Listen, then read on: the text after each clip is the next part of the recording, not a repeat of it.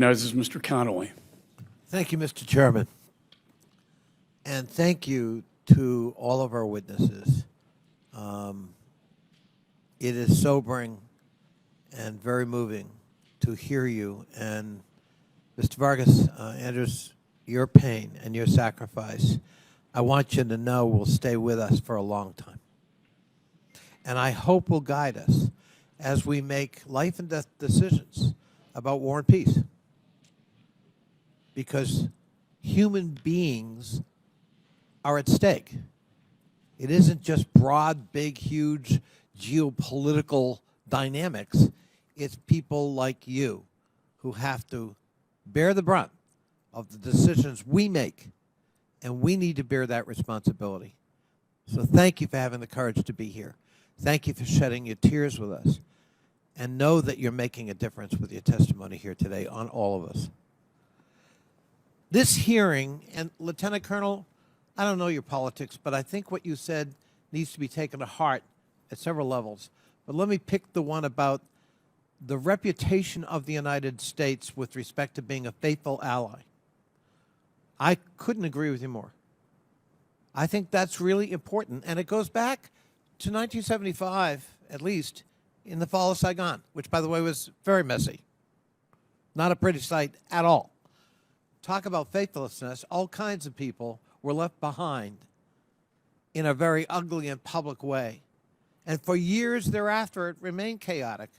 Boat people coming from Vietnam, primarily, to get away from the communist regime. And you're right to point out the question of, will we be faithful to the Kurds? And what is our obligation to those Afghans left behind? I also want to say I hope this hearing doesn't descend into just let's pick on the other party's president, because that is a revisionist view of history and serves no purpose and does not bring honor to the table.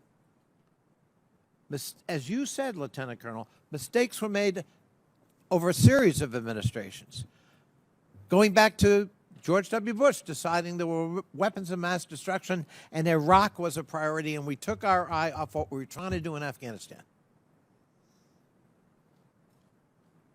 It wasn't President Biden who decided to meet with the Taliban and to exclude the government we were supporting from those negotiations in Doha. It was President Trump. Imagine what that did to the Afghan morale in the military and their government. To know that the United States, their chief patron and supplier and ally and partner in the field, had decided to only meet with what you've just described as a murderous, torturing, amoral force at best, the Taliban. It wasn't President Biden who set an absolute withdrawal date. It was President Trump. And everything unraveled from that. President Biden inherited that. Yes, what happened in August of 2021 was messy and violent and something to be avoided at all costs if we could. But it didn't happen sui generis in August of 2021. It had a history.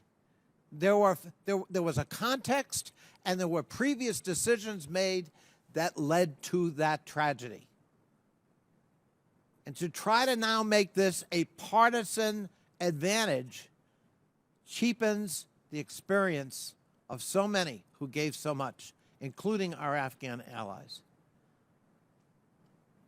And I hope we keep that in mind, and I hope we can use this hearing to good purpose instead of narrow partisan political purpose, which in my view serves no purpose at all. Thank you, Mr. Chairman. I yield back. Gentleman yields.